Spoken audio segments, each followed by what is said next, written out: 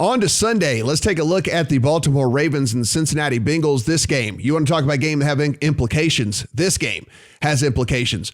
You have a Ravens and a Bengals team that this game is not only so incredibly important in their division, but both still have an outside shot at the number one overall seed in the AFC. That is how jumbled the AFC is sitting right now. This has moved to 3 at all of the books in favor of the Bengals. This was at 2.5. Cincinnati money came in 45.5. Your total, guys. I know this is going to be a shocker. I am on Cincinnati. I took the 2.5.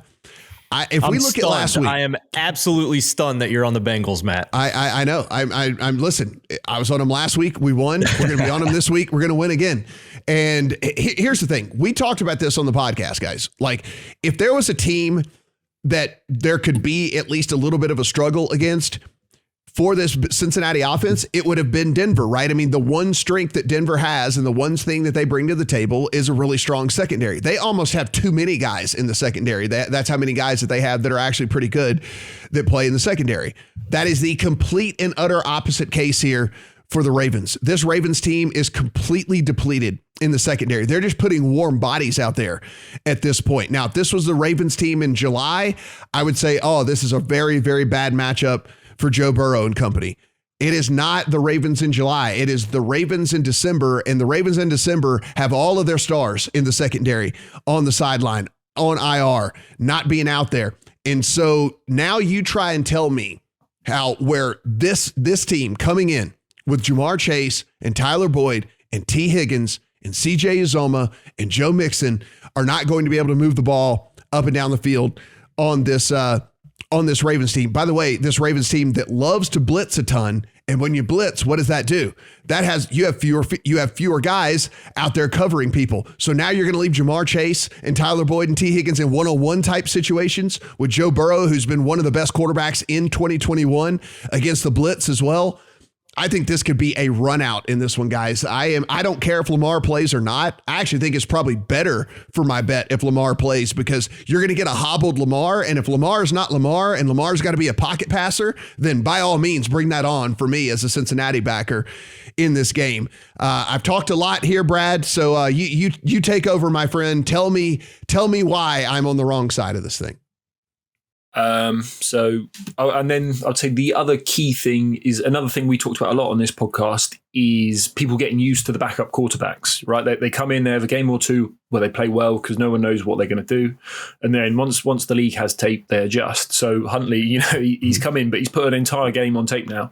And watching that game back, the Packers played weird. They played weirdly. Well, I mean, one, they tried to cover Mark Andrews with Darnell Savage, which was terrible for them. They were playing very soft the entire time. Just giving up like 6 yards a pass without Huntley really doing anything beyond his first read. So I think the Bengals can make that a lot tougher. The Ravens O-line is still bad. It's still a question for me. So yeah, I like the 2.5 as well. Steven, we have we're 2 for 2 here on the side of Cincinnati. Where are you looking at in this one? I haven't bet it yet. The Ravens are in a pretty rough shape here with COVID as well, by the way. They have 11 on the COVID list, including a ton of key defensive players and rotational players on defense. And that's already with having 12 players on season-ending IR at this point. So they're running out of bodies on defense. If they get them back, it's interesting, perhaps. I mean, I'm with the Ravens getting maybe more than a field goal here if this line keeps moving the way it is. Matt, let me ask you this. Mm-hmm. If the Ravens converted those 2-point conversions over the past couple of weeks, instead of not convert them and they lose those and they lost those games, what's this line if the Ravens convert those 2-point conversions and win those games and beat the Packers and beat the Steelers as opposed to where they are now? I mean, are we looking at a +3 here if that happens? Probably not. It probably would have been 1.5 in favor of Cincinnati, something like that. And so, there might be a little bit of this built in. But, I'm not so much worried about that, right? I mean, I got it under the 3. I feel confident at it under the 3. Yeah, you love the Bengals, so you don't care. It's a benefit to you, right? And if you're under, I think even at the 3, I think that this is still a good price. Like I said, if you want to talk about matchups, last week was a bad on paper matchup for what Cincinnati wants to do as an offensive football team. This is a dream on paper matchup for what they want to do as an offensive football team. And so my concern, Matt, is Zach Taylor being a bonehead though, because that is always that's always in play. That guy. They keep talking in Cincinnati about this establish the run garbage, and I was actually hoping that Joe Mixon wouldn't play in this game, so it would force them to throw it more than they have been in recent weeks. I really wish they would just take the training wheels off the offense and let Joe Burrow be Joe Burrow. I think we'd see the ceiling for this Bengals offense, kind of like we did in the first matchup between these two teams. So hopefully it's a repeat of what we saw. I'll say this: if the Ravens get all those guys back, and there's some significant guys there, including Justin Houston. Warren Sharp tweeted this earlier this week, and I hate trends, but I think this one speaks to coaching.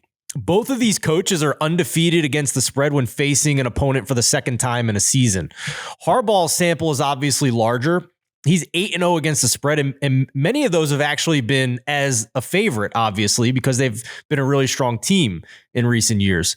Zach Taylor's done it as an underdog most of the time, so now Harbaugh's in that underdog situation. If he has the bodies, he's the guy that's going to make these adjustments to try and figure out how to stop Cincy. If they don't have the bodies, it's not going to matter. I agree with you there. But, who's more likely to make adjustments here when the game was a 40-point blowout the first time? I don't think Cincinnati's going to make many adjustments. So I don't know. I don't have a good read on this game, but I certainly can't poke too many holes. I'm trying to poke holes into your arguments, but I'm talking about fucking trends at this point. So it seems pretty clear on paper that Cincy's in a good spot. Brad, I'm going to end this game with this. Do you know? And I think probably you do, because I'm asking this question. Do you know who the number one graded passer in all of the NFL, according to Pro Football Focus? The number one graded quarterback in all of the NFL, according to Pro Football Focus, is? Second half last week, I think they ran it on 9 out of 10 first down plays, and the one time they threw it, they scored a touchdown. That touchdown. Come on, Zach Taylor. So you do have to worry, because he's got the shackles on him. Joe Jesus H. Burrow, your number one graded quarterback in all of the NFL, above Tom Brady, above Aaron Rodgers. Joe Burrow, your number one graded quarterback in the NFL.